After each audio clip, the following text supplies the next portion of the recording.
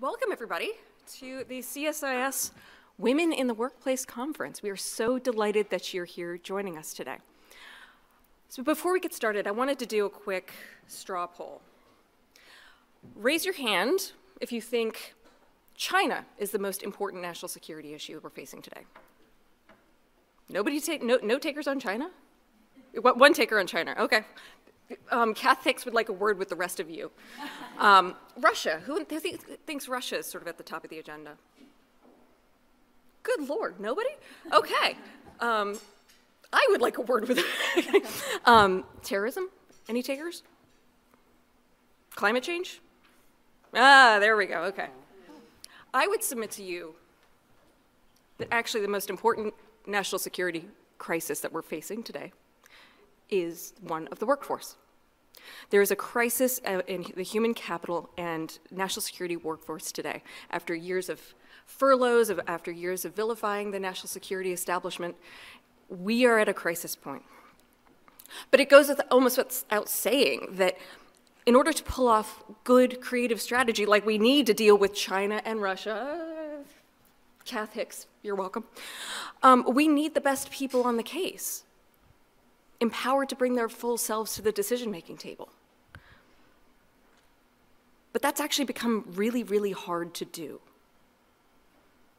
This is because, at least in my experience, one of the most pernicious personal and professional challenges that we face is what at least I called finding my voice. By which I mean, frankly, overcoming imposter syndrome, feeling like I had something useful to contribute to the world, and enough confidence to put my ideas out there. Which, to me, again, this is one of the hardest personal and professional things to accomplish, especially in a field like the national security and in places like the Pentagon, where you are absolutely required to talk and to be vocal to get ahead, but you're absolutely judged by what you say and the questions you ask. So there's a number of aspects that make work in the Pentagon and the Pentagon's operational culture and the national security organizational culture make it particularly difficult for women to find and express their voices. And this is, I think, applies across a lot of male-dominated industries. These include, at least in my observation, different communication styles. The Harvard Business Review points out that women frequently find themselves being talked over during meetings, if they find themselves able to talk at all. I think it was Madeleine Albright who said that as a result, women need to master the art of interrupting meetings because that's what men do with each other. But on the whole, most women I've talked to, including myself, I find interrupting deeply unnatural.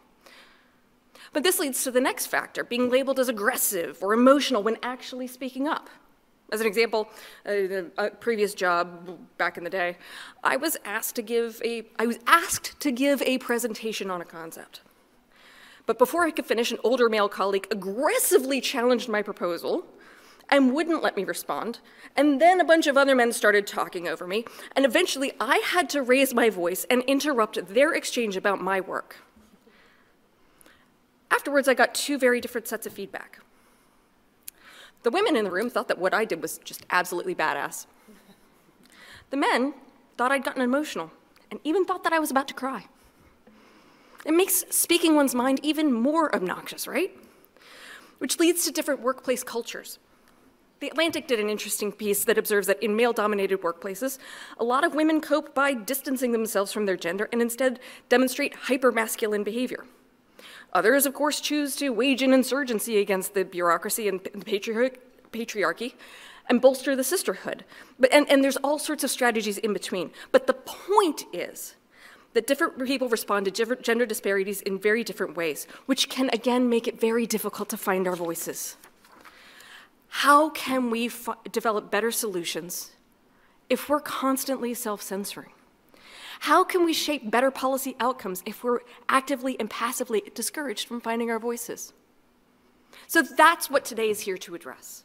Helping you find your voice, finding all of our voices, both within CSIS and within the external discourse. We need your voices, we need your participation, and I'm so delighted to be able to learn from you and from our panelists.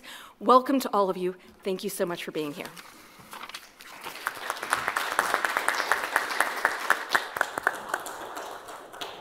Thank you so much, Kathleen. Good morning, everyone. My name is Hadeil Ali. I'm the Deputy Director of the Diversity and Leadership in International Affairs Project here at CSIS.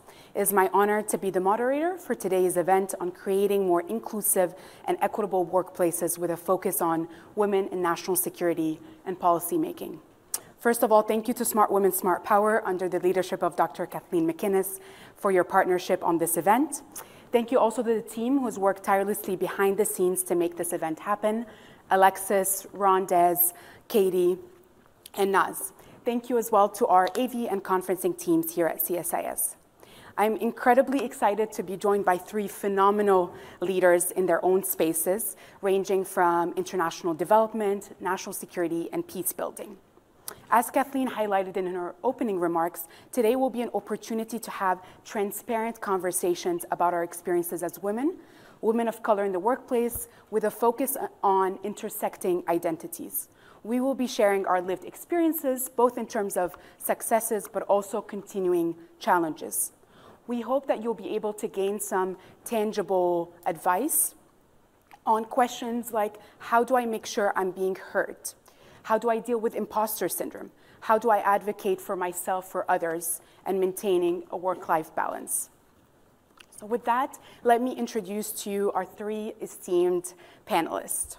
I'll start off to my left here. Emily Perkins is a senior leader of policy-focused nonprofit organizations. She's currently the executive director of Leadership Council for Women in National Security, or LCWINS. Her 20-year career spans international program management, fundraising, and external relations.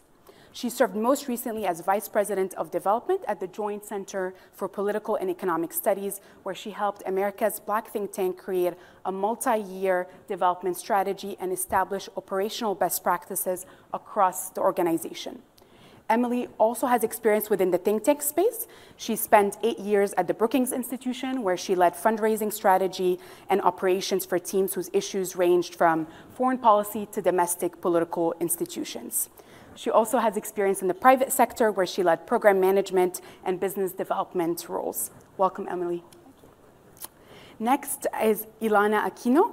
Ilana is the U.S. Executive Director at Peace Direct, with over 15 years of experience in peace building and development, including 7 years in East and Southern Africa and the Sudans. Her passion and commitment to being of service as a practitioner and academic in the field of global peace building is the through line in her career. She's also a former fellow of the International Peace and Security Institute and currently the chair of the board of Women of Color Advancing Peace, Security, and Conflict Transformation, or WCAPS. As a first-generation American, the child of immigrant parents from the Caribbean, she's passionate about global peace building, conflict transformation and prevention, and poverty reduction. Welcome, Ilana. And lastly, but not least, Princess Bazley Bethea. Princess is currently the Senior Director of Global DEI for Programs and Operations at CARE USA. She leads at CARE the Diversity, Equity, Belonging, and Inclusion Center of Excellence and is responsible for the strategic and execution of DEI across 90 countries. She's motivated by institutions that serve the common good, with her experience 17 years in Washington, D.C., and in 15 different countries.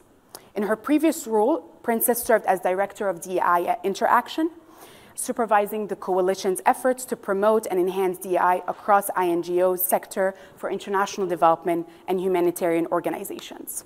Welcome to the three of you. It's a pleasure to have you here. So to kick off our conversation here today, Emily, I'd like to start with you.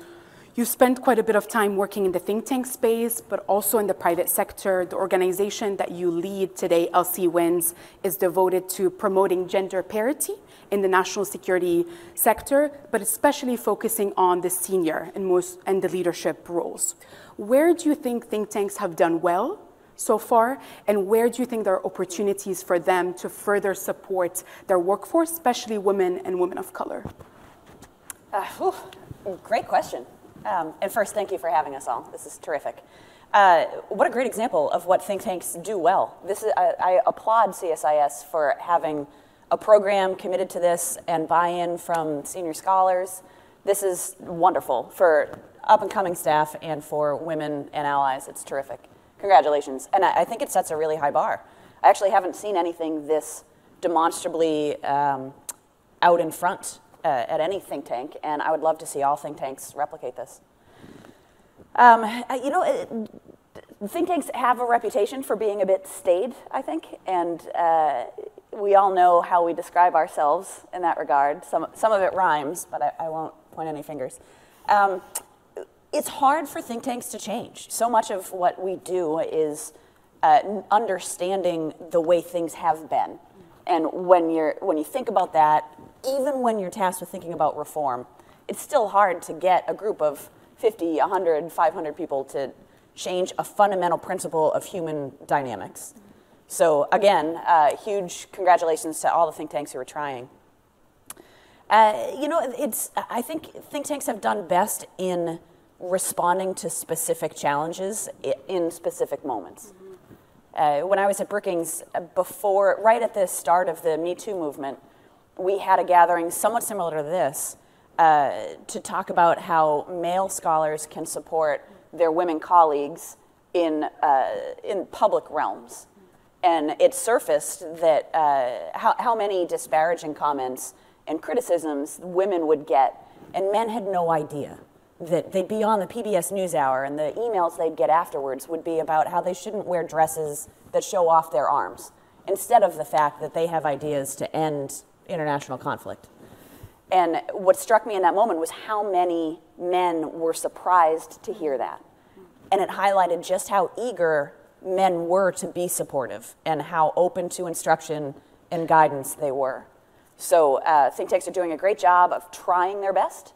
And I think women and the think tanks I work for need to keep paying attention to what men need to continue to support us that way. Thank you, Emily. You highlight the importance of advocacy and allyship, which we'll be talking about later in the conversation. And that's part of the importance of the folks that show up to these spaces are women, but also allies, to be having this conversation together. Ilana, let me turn to you. We've had conversation about identities and how that drives the work that we do. You talk about your identity as a first-generation American, child of immigrants, as the driver for the work that you do on a daily basis. You're also the board chair of WCAPS, an organization that I'm involved with as well and would encourage others to be involved with. As a woman of color who has done peace-building work all over the world, how have you been able to navigate the workplace? I think it has to do with how you show up every day. So I make a conscious choice to show up just ready to give my best. It may not be perfect, you know, it may even fall short of the mark, but you know, just showing up knowing, okay, I'm here, I'm open, I'm ready to give my best. I think that there are two positions that you find yourself in general. We all find ourselves in our career. One is on the inside looking out, and one is on the outside looking in. And I have definitely been in both of those positions. I would say when I was younger, I might have thought that once you get on the inside, then you just keep going. It's actually not true. Sometimes you can be, you know, find yourself right back to being on the outside looking in. But what I will say as a driver, and I advise this here, is follow that pursuit wherever it's leading you, because actually society is counting on it, right? If you are, you know, it may feel like you're a little isolated in your own sort of area, trying to get to the next platform, the next position where you think you'll be able to serve best. But actually, you arriving wherever you arrive next is a service to society, because we need those voices. And I also want to commend the men that are here. You're some of the smartest people in the room. Yes, come, be allies, learn, and we really appreciate that. Thank you, Ilana. Let me ask you a quick follow-up question. We often hear language like, bring your authentic self to work. What does that look like for you? Yeah, oh my gosh. Okay, so for example, this morning, I have twin boys. Let's just take this morning. I have twin boys.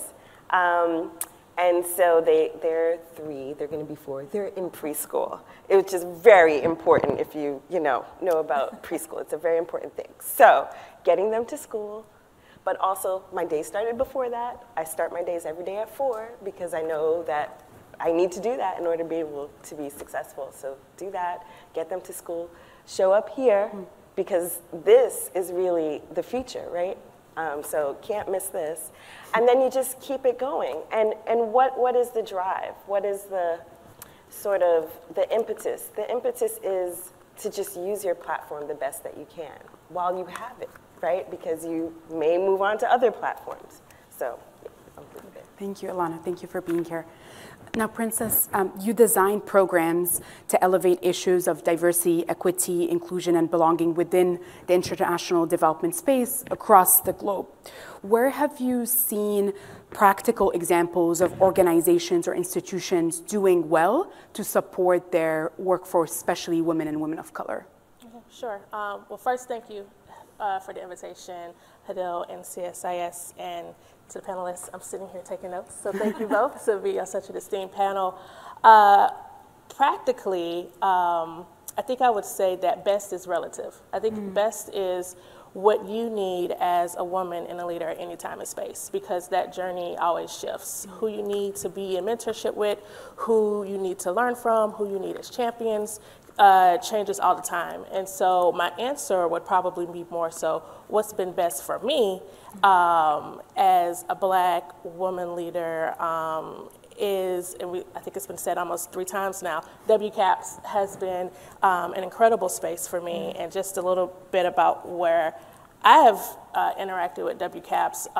2 examples. One, I mentored a young leader last year, and actually that experience gave back to me quite a bit, because it was the first time that not only did WCAPS reach out to me to be a mentor, so it was like, oh wow, am I at that stage to give back? Because I think it's, as the hustle goes, and we do reach these senior leadership positions, it's important for us to turn back and open that door. So I appreciated the nudge and the platform and the space to be reminded, like, oh, do you have time to support someone else? So doing that was really, it's just really important at where I was to do that for her and Georgetown student.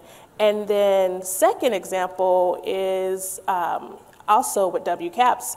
They have an incredible pipeline space. And there was a job that my name got recommended for by someone else in the community. And so just to know that there is a space where people are saying your name in spaces you haven't even been in, right? And so I really appreciate it. You know, she called me up and she was like, oh, I submitted your name for a role and just want to let you know that I submitted it. I was like, okay, that's great. She's like, here's the information. You know, it's kind of like, she did it because it's kind of like a quick answer. So, executives asked her, did she have any recommendations? And so she gave my name over. And I just really appreciated the intentionality behind giving my name, but then also coming back to me and letting me know, and then just also involving me in that space even more. And so WCAPS, I think, has that sort of multi-layer of mentorship, of working groups, of pipelines, of community building. But second that I would say for me has been a group called Black Women in Development. And so that is organized by PopWorks Africa. And for how that's just a bit different is I most interact on social media. And it is a really incredible space for Black women on Facebook primarily to not just post jobs or post interesting articles. There's real dialogue and there's a real safety there because people can ask questions of, how was your experience at so-and-so organization? Or how is your experience in this federal agency? I'm applying for this. Can anyone give me insight on what the culture is at that organization? And that's a space that has really cultivated less formal than the WCAPS a little bit, but definitely a bit more raw and being honest and open about the space. So that's been helpful. And then lastly, I would say that in international development, WILD Network is a really good one. That's Women Innovators, I was going to mess up the acronym, Women's Innovators and Leadership Network. And WILD is global, it's across professional levels. It's one of the spaces that I've seen probably the most women from the global south participate in, but it's also women in the Americas and in Europe as well participate in as well. And I think that the intentionality of WILD is focused on also mentorship, but there's a real intentionality around their conference where they bring a lot of people together and they bring a lot of speakers, and you get that real global feel of meeting and hearing from women across the global south who are also growing their leadership. And I think a lot of networking happens in that space. So that's just 3 to offer up. But there's so many. I think if you Google, we're not at a lack of women leadership opportunities, but I think there is a lack to the question that you're saying of BIPOC spaces. And we recognize that even as a survey from 2021 came out, that this in the international development space, the CEO leadership is about 50-50, 50% male, 50% female, but only 4% of that female representation is BIPOC. So that is really the gap that, at least at the highest level, that we see the most need for BIPOC-specific leadership. Yeah, great. Thank you, Princess, for sharing those examples of how to leverage your networks. At the beginning, you mentioned the importance of mentorship, and I've seen you write a lot and post a lot about the difference between mentorship versus sponsorship. Could you share with our audience a little bit how are those different, and what is the importance of seeking those throughout your career? Yeah, I think that mentorship is actually something that could be mutual. I think there's a lot of value in the mentorship relationship, not just as being a one top-down or one-sided relationship, but where there is intentionality to, yes, for the more seasoned leader, I guess, to grow the more junior leader, but also I think mentors are specifically, hopefully going into that relationship to also learn from their mentee. And create a relationship that's a bit lasting, that goes a bit deeper, that can also be holistic, right? Because I think in the mentorship relationship, you recognize that the holistic of a person, right? You're showing up as someone who has family, who's a caregiver, who's coming right out of college or has debt, like just going through all of those, all the things you bring into the workplace. And I think the mentorship relationship is really ripe for that, because hopefully as a mentee, they're also sharing holistically about themselves as well. The sponsorship piece can be a bit more direct, right? Direct in a goal. Like there is a position or a place that you want to be in your career, a door you want open, and being specific about those goals, working on your resume, your career path to get you to specifically where you want to be in that sort of like specific sense of a career. And sponsors, I think, do well to do introductions, invite you to the right event at CSIS, to make sure that you're hearing about opportunities to do those. And I think it's even further than just writing a recommendation letter. Like they are invested in you getting from point A to point B as directly and quickly as possible, and how they can leverage their network and their experience to get you to point B. So sponsorships are incredibly valuable, and sometimes your mentor does become a sponsor, but I would say not all the time a sponsor becomes a mentor, if that makes sense, right? There's a little differentiation in that, where a sponsor may not get as involved in the holistic part of that mentorship relationship as a mentor would. Great, thank you. Emily or Ilana, did you want to add anything on the mentorship versus sponsorship piece? Yeah, I'll just add that selfishly, it's a great way to combat imposter syndrome for the mentor too. There are things that mentors can sort of take for granted when they're in the room with other people who they are a little intimidated by and they have imposter syndrome. Suddenly to turn around and explain the things that a mentor is good at or skills that we've cultivated, it's a nice reminder that we are not just faking it. And then two, to hold us accountable when we're in those other conversations with other people, to be assertive and not have imposter syndrome. Yeah, I would just add mentoring up, kind of piggybacking on what you're saying, very important. You know, it's a two-way, sort of like a bridge. So it's not just you receiving, you can also be giving. And then don't forget about peer mentors, and your peers can really help to kind of push you in that momentum that you're looking for. Yeah, absolutely. And I know as we design mentorship programs here at CSIS, we make sure it's a reciprocal learning experience. I think that's a very important component of that. So we'll shift gears a little bit and give you kind of those tips or advice that you're looking for and how to do this work, right? We've identified the challenges, but how do we do this? So Princess, you've highlighted this earlier, the intersectionality, right? It's really key as we're having those conversations. We can't talk about gender parity or promoting women's voices without highlighting intersectionality of race, ethnicity, religion, and so on. How do you think, and let me start with Ilana for that question, how do you think the workplace experience differs for women from historically marginalized backgrounds, and what does allyship look like in your opinion? I'm so glad you're asking this question about allyship. That's been sort of a really important theme, I think, for all of us. So how does the workplace differ? I mean, it depends on which workplace you're in. So I'm currently at Peace Direct.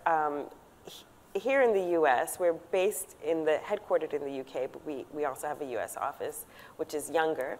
It's small, and so we make it the culture that fits us. And it just kind of, I feel like it is wrapping itself around us because we're the ones creating it. So if you have that kind of opportunity, that's always a wonderful thing. However, you may find yourself in a place where the culture is already established before you get there, right? And maybe the team is bigger or there's several teams. In which case, then you're maybe asking yourself, do I slot myself into this? How much of myself do I like kind of shave off to fit this? And my advice, honestly, is be you. Be you, do you.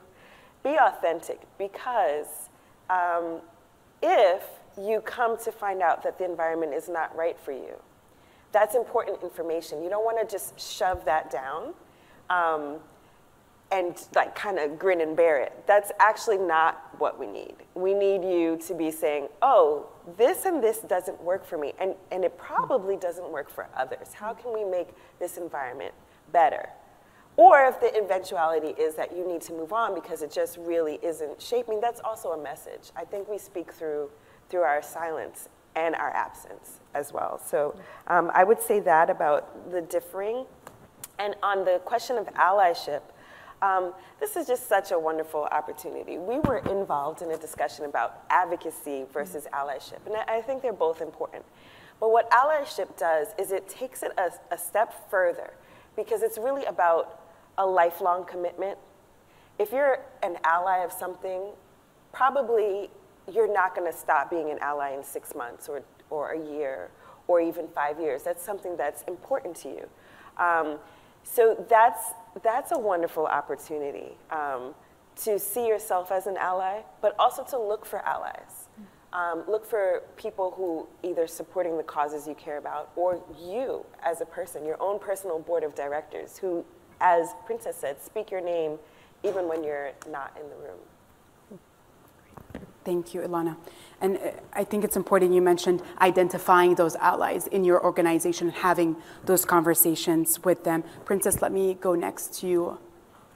You actually answered the question so well. The only thing I will add is I find that to the first part of the question about how the experience is different, there was a clear moment where after the George Floyd murder, everyone is in pain, right? The entire nation, everyone in this organization globally is in pain.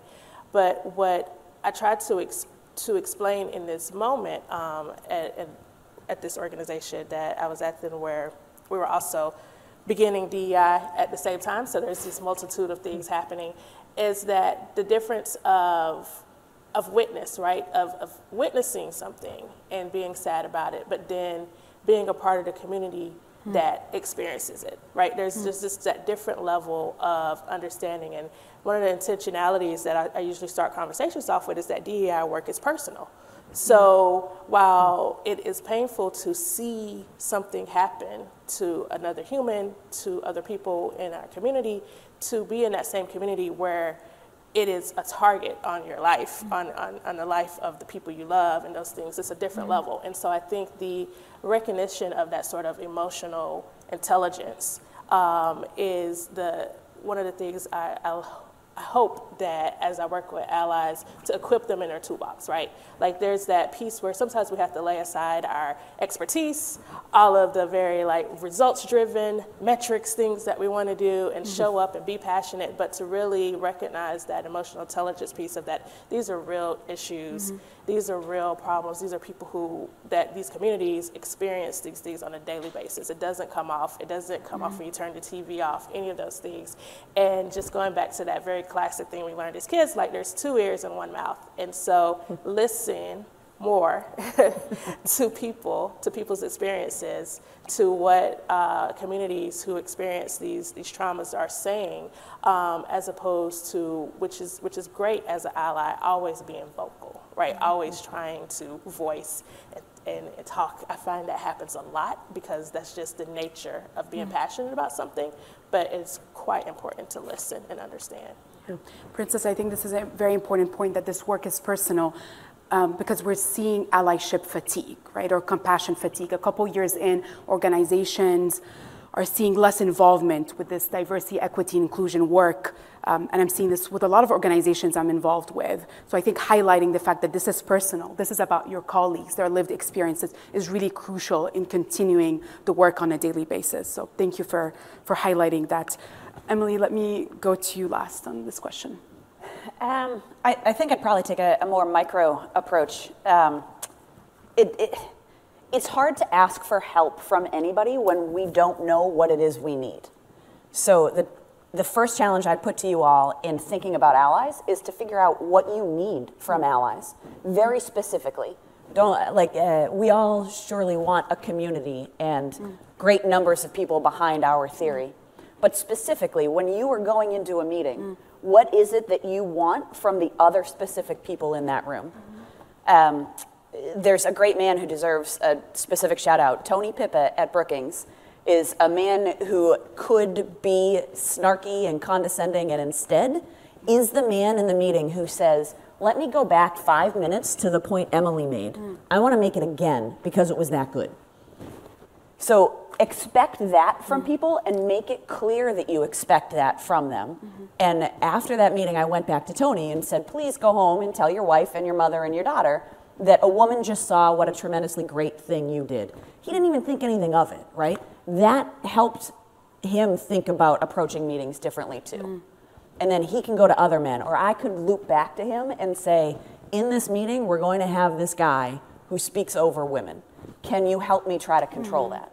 So think tactically. If you are really trying to advance your cause, think tactically about the people you're engaging with and what you need from each of them in advance. Yeah, that's a very important point of thinking strategically about how those individuals can, I know I've had allies approach me and say, I want to help you, but I just don't know how, right? So they need to be doing that work, but I think guiding them and giving them tangible examples of in a meeting, before and after, how I can have you step up to support me is really useful. And they can then use that in other ways as well. I certainly have used that quite a bit at CSIS around the DI work, identifying those allies with positional power, and especially looking at men in senior leadership position to use their voices to support me. So thank you for sharing that. So my next question, I'm sure many of you are thinking about this. I know, Princess, you mentioned the mentorship program at WCAPS, which I'm involved with. Often my mentees ask me, how can I advocate for myself, right? So this is, my next question. And Princess, let me start with you. How can we best advocate for ourselves and others in our workplace? It's a great question. I recently just read an article on LinkedIn about disagreeing with a supervisor. And that's something that is always kind of happening in my role as I'm developing programs, developing things that are just new, like completely new to an organization. And I think one of the things that came out of the article that I really resonated with is owning and recognizing that you deserve mutual respect, right? So in as much as you go into a room or with the supervisor or whomever and you want to defer or you want to sit back, there is in the relationship of dialogue, there is mutual respect, and you can go into that with that agency. And I just encourage, it takes practice, but I think even the language of saying it back to yourself of what is the thing that I'm missing when I'm trying to move this piece in my team or talk with a supervisor or get to the next level, and naming the words, for me, that works. And the words of mutual respect just stood out. That yes, that, or even now, reminded me of, as I talk to executives, that there is a mutual respect here, and just moving with that power would be my recommendation. Thank you, Princess. Emily, do you have an example where in your career you've advocated for yourself or others and it worked well that you can share as an example with us? Yeah, can I be greedy and give two? Absolutely. Excellent. This goes for every woman specifically. At a previous organization, we had a gender pay parity problem. And I wound up, you're not supposed to talk about salary, you're not supposed to know what your coworkers make. I found the male colleague whose background and experience most matched mine and pegged my salary to his. God bless him and those in finance who helped me put some of the pieces together. But I think knowing where the rest of your community stands is really helpful. Because you might find that you're not as under anything as you think you are. You just need a frame of reference. So I encourage women especially to peg your salaries. Second is identify a mentor. Even if you're not thinking about a formal mentor program, think about the people in your environment, whether they're in your organization or outside. Think of those people you want to learn from and approach them. The first official mentor I ever had, I went to and said, if I promise to take just a half an hour from you a month and I create the agenda to learn 2 specific things from you every month, would you make that time for me? And we ended up meeting for an hour every 3 weeks because it was just so productive. So whether you want to make a formal mentor connection or not, challenge yourself to think about what you want from other people and a respectful way to go get it. Those are great examples. And your first one on salary, I'm sure that might come up in our Q&A section, how to negotiate, how to advocate for yourself, and how to leverage your allies in your organization to make sure that you understand where you're at. Ilana, let me go to you last if you want to share 1 or 2 examples of advocacy you've implemented in your career. Yeah, I would say be a pipeliner. It's kind of come up here already. You may or may not feel that you necessarily have anything to give, but I believe and I trust that you do. And by just inserting yourself in the pipeline, also looking back to bring others forward, you solidify what you do know, you solidify the gains that you've made, and then you just become that person that is like a magnet, right? You attract all sorts of opportunities and people to yourself inside of that. So that's what I would share. Fantastic. I think we are at time to turn it over to the audience. I'm sure we have a lot of questions. This has been a very informative discussion, so thank you. I think there's a mic in the back here that you see. So if you'd like to ask a question, if you can just line up over there. If you can please make sure to share your name, the program that you're affiliated with at CSIS, and feel free to ask 1 or 2 questions.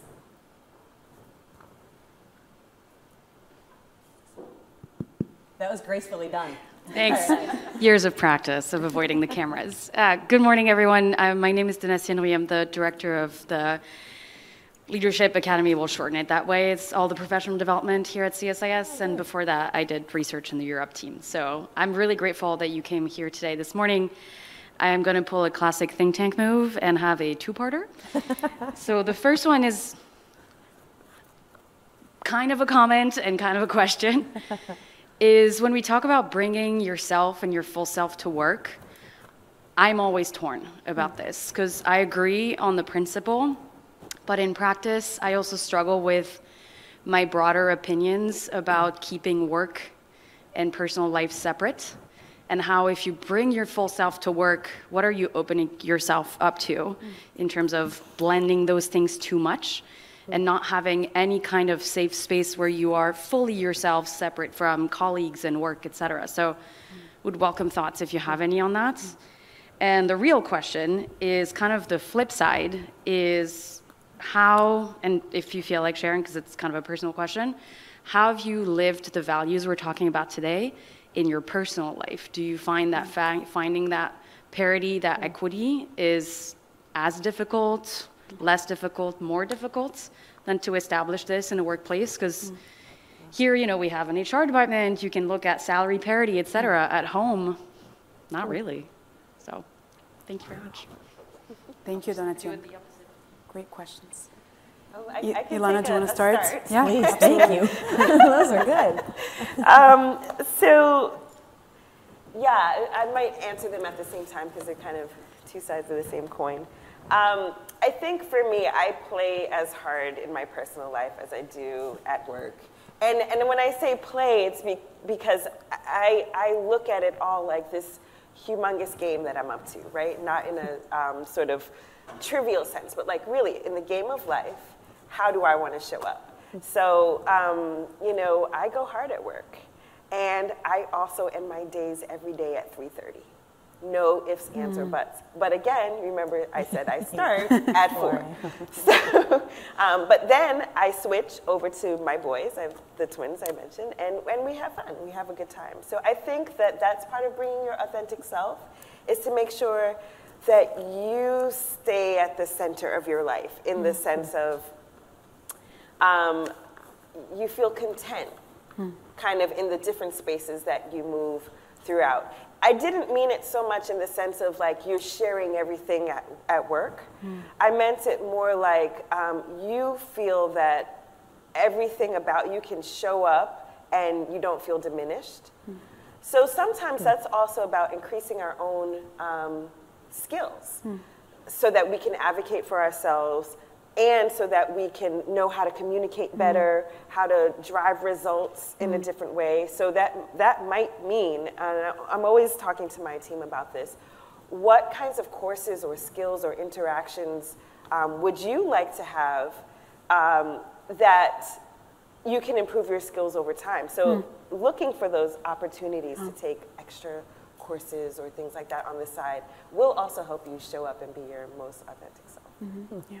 Ilana, I think a point that you bring up that we haven't explicitly touched on is what tone are you setting as a leader, as a manager? So for anyone here in the room who is a manager, who is a leader, which I would argue each one of you is a leader, what is the tone that you want to set, right? And as you progress in your career, that is, I think, it is an extremely important point as you're managing teams, strategy, and so on. Yeah. And I would say start working on that from now. Whoever it is that you want to be when you feel like you've arrived, be that person from now. Start working on that from now. Yeah, I can share. I think that in the analogy I think I use in my leadership style is definitely more of work is more team and not family for me.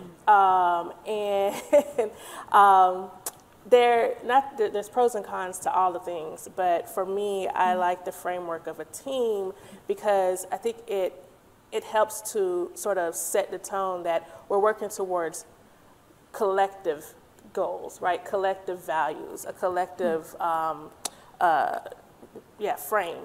But there may be people on the team, and will be people on the team, who are introverts, who are extroverts, who do want to share everything and talk about their kids, who don't necessarily want to share everything and talk about their kids. But in that team moment, there's a community that supports everyone to move towards the collective together. And I use that maybe because my other lives, I was an athlete, but the team sense works a lot better for me as opposed to the family sense, because I think it's, you know, there's definitely the elephant in the room where like, not every heart and mind is going to be changed, right? You know, like there's always going to be people who just, you know, innately think differently, have different points of view, may not think that women should do X, Y, and Z, may not think that women can correctly do this or that. And so I think to in a positive way identify those people, right, and to see whether they are a part of this team that works better, as opposed to family, where in the family mode, we have to bring everyone along. No, you don't have to in the team mode. Like if you're in the team mode, if you're not fit to move us across this goal, then maybe you need to find somewhere else to serve, right? And so that works best for me. And then the second part of your question about when you're going home, I think that there's a lot of value to tapping into the pieces of your community outside of work, right? And so for me, that looks like finding DC is a perfect place, right? DC has so many just meetups, things that you could get involved with where you can meet leaders and women in the private sector, in government. You know, all of these sort of like activities that happen that aren't necessarily ran by your organization or in your sector that you're working with, but even in your free time to meet people that might be outside of your sphere of your technical expertise, I think could be really valuable. And sometimes I have gone in and out of the government space because there's a lot of focus in government for Black women and a lot of groups, a lot of meetings and things like that. And even though I'm not in government, I found some really interesting people and some really interesting insights that I've been able to bring over into the sector that I am in. Thank you, Princess. I very much appreciate mentioning the not using language like family. If you are interested, you can look up some of the research that's been done by places like Harvard Business Review of the danger of using language like family to refer to the workplace versus focusing on teams, the collective mission and values. If it's okay, I will turn it back to, we have a few questions lined up. If it's okay, could I just also respond to Dada Tien's question? Because I've bounced around the national security world on both sides of the Atlantic. I've been in Congress, I'm in the Pentagon, all sorts of different places. And it's my observation that one has to actively cultivate one's non-work self. Because if you don't have any distance or barriers between your work self and your non-work self, any professional setback tends to become an indictment on your personal self, and that is a very dark place to go. And it's in my view, I would say a good part, 80% of the toxic leadership that I've witnessed is probably rooted in that. So I write novels and do all sorts of other things, but I encourage everybody else to truly actively find your non-work self and actively cultivate that. My question is, it's rooted in this question of microaggressions. They're so pervasive sometimes that we can barely see them. Sometimes we have to shock ourselves and like take a step back and be like, oh yeah, that sucked. So I was wondering if you could share some of the microaggressions that you've experienced and how you tackled them so that we can sort of benefit from your perspective and your strategies for dealing with them. Thank you. That's good. You guys have anything? I mean, go ahead. Wow. You actually said something in your opening about sometimes women may come in and be hyper-masculine, and that's virtually impossible for somebody named Princess, right? Like, so, so I have experienced that sort of, you know, I've even had someone tell me, looking at my resume, oh, your resume is great. I think you should just use P and not Princess, right? And I was like, that's a no. And so I think the microaggressions that I have experienced have been wrapped around femininity, my name, and also age, and that coupled together, right? So being a young woman or a youthful woman or seen as such can be very difficult to be taken seriously, to be invited at high levels, that sort of thing. So getting over that hump in my career took literally like age, like getting past 35, 36, which was really unfortunate because in my 20s, I was also just as capable, but it was hard. There was, I could feel and hear and just tone of, off, like you said, off comments of around age, oh, youngin, or you're just getting started, or, you know, these things like that. And I think that at the time, I didn't have a lot of tools in my toolbox to in the moment, respond back. And unfortunately, I think I held the sort of like, well, I have to show up and be excellent and sort of let my work speak for me. But I think these spaces where there are microaggression trainings that help with like language, how to have that dialogue back and forth. What I hear you saying about me is this, and this is how it makes me feel, and this is what I bring to the table, and this is what my experience has, you know, that I can pull from my experience. And having those, even those sentences and those languages are things that I didn't have in my 20s, and I really I would have appreciated it. Yeah. That's great. The language, the tools. If I can just add to Kathleen's great question, if you're able to think about that example of microaggression, but maybe where an ally supported you or stepped up if that did happen. I mean, I can share. I think I was my own ally in this, but I have to look honestly and see. You know, maybe there were allies, and I only felt like an island, but I wasn't an island. But for me, it's about, so I started Peace Direct in January. It's my first time being in an executive director role. So imposter syndrome is like what I eat for breakfast. But then, you know, I just keep it moving, right? So there are a lot of things that I came on board with that I thought, okay, this is gonna help us shift the needle. These are some things that I'm gonna kind of introduce over time that I think will take us to where we need to go next. And of course, that's why I was hired, right? And there's still people who have opinions. And some of those people are people who I respect and who are more senior. And so just the advent of sticking to my guns and just really being like, nope, I have this vision. You may not see it yet because you don't have the vision that I have. And not that you don't have vision, but you know, that I am seeing a certain angle and I know I'm kind of playing the movie out and I think it's gonna go this way, right?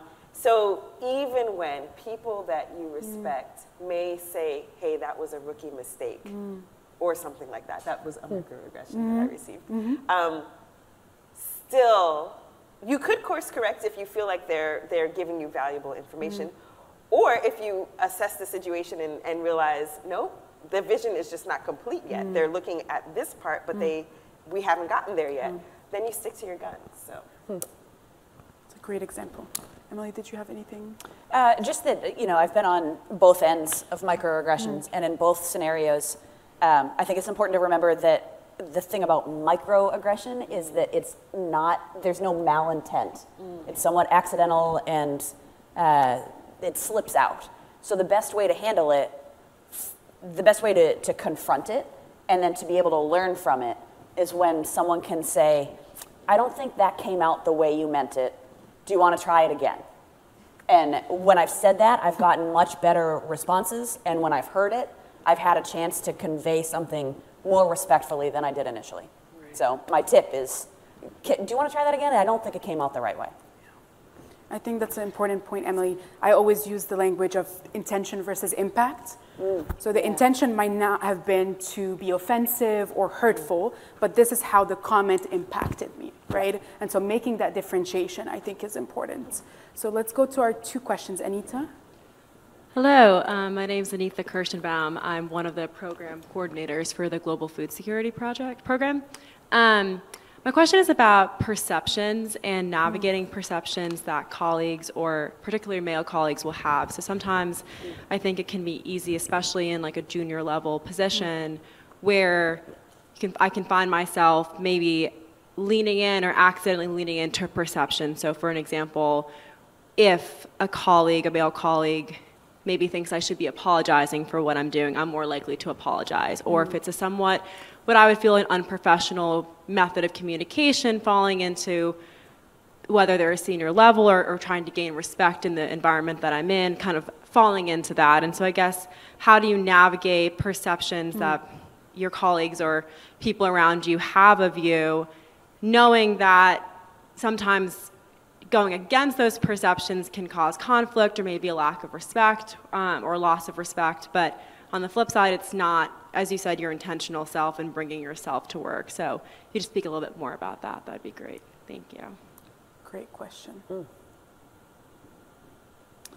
I think in work life and personal life, what has helped me most is to know my values. And run through the Brené Brown exercise if you haven't yet. Identify your top 3 values, and it challenges you to sort of subliminally live that way. In those moments, you can't stop, like you literally can't have all the thoughts you need to have in the 2 seconds when you have to make the decision about whether to apologize or not. But if you live a life based on values that include respect and integrity, you're automatically going to respond in a way that you will be comfortable with afterwards. So if it begets conflict, you know that it is worth it because it conforms with who you are. And if it doesn't and it goes well, probably not going to think about it again because it's just the way you live your life. I highly recommend Brené Brown's exercise of values. I think it's also connected to Kathleen's point earlier, actively working on your personal identity, right? Your non-work identity. So thanks. You guys probably have better advice. Princess, did you have anything to add? I don't know. I think that in my experience, I had to start telling people who I was, or who I am, rather. And I think that when I tried to do that intentionally, that helped sort of set the tone of their perception. And to be, right, another Brené Brown, be vulnerable. Being vulnerable, right, is her key thing. And I think that there is something about relationship building where you do kind of have to open up about yourself so someone can, don't have to assume or perceive in what they're coming with. So I would just probably recommend that, there's a bit of be comfortable and be bold enough to open up about who you are so that even those issues can be eliminated from the beginning. Yeah, and I would just piggyback to say, don't feel like you need to be forced into a position either. There's so much going on now about racism, dismantling structural racism, decolonization. Just there's always a topic. These might be some of the more sort of profound topics of our time, and I would argue that they are. Myself, I have been taking a very slow road to a position. And now I'm finding myself galvanizing a position for myself. But in taking that slow road and not being pushed one way or another, or being allowing myself to be pushed one way or another, I've actually gotten to see so many different perspectives and formulate a more, what I think is a comprehensive viewpoint, and also where I think I could gather the most people along with me.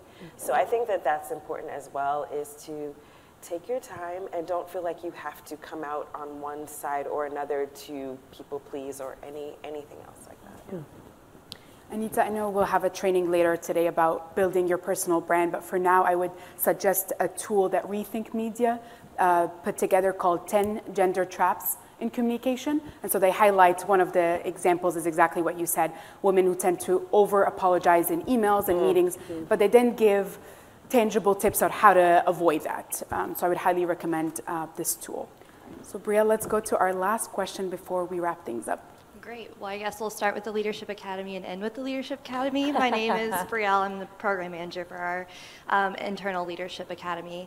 And I was lucky enough to be in a room with some incredible young leaders across DC last week, and we were talking about leadership and women leadership in particular. And none of the women in the room could identify a woman mentor in their life. And we talked about the notion of ladder pulling. And it was a topic that I took into the weekend and kind of kept thinking about. So I'm grateful for the opportunity to kind of ask you this more direct question. We've talked about mentorship and being women mentors and creating that pipeline, but what does that actually look like? And what have you taken into your mentoring sessions to help young women leaders kind of become into their positions and beyond? I could take a start. A friend of mine, Miriam Safi, recently told me she's over at State Department. Yeah. She sets 15 minutes aside every morning for conversations with people who want to speak with her. And it's at the top of her morning. And she does that, one, because it helps organize her day, but also if it kind of weeds out who's really, really gonna go for it, right? So she sets that time aside in her morning, and that's her way of pipelining. I don't know, for me, it's more just if and when things come up, but I always know in my mind I'm gonna make space. But being honest about the time that I have, right? So right now, people who are coming to me, I'm saying, please, November is the best time. And yeah, it's a little bit out there, but just that allows me to also be able to go for it. So I think it's individual. It's a service. It's like a service that you give. So if you see that along with the other ways that you are of service, like volunteerism and these kind of things, it's just one other way to be of service. I definitely appreciate the programming of mentorship. So I think it helps me, even though my mentor is an informal relationship. I've had a mentor since I was in Peace Corps, so she's been my mentor now for about 17 years.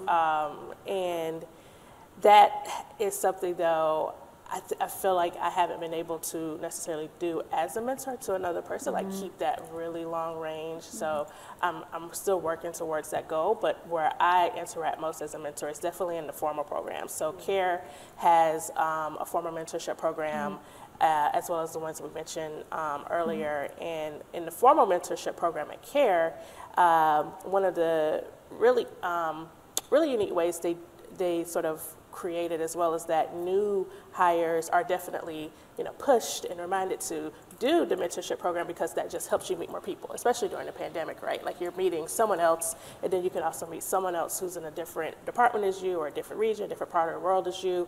And so being a part of that program, and as I entered as a mentee in CARE's program, that has helped. And so I think that there's such a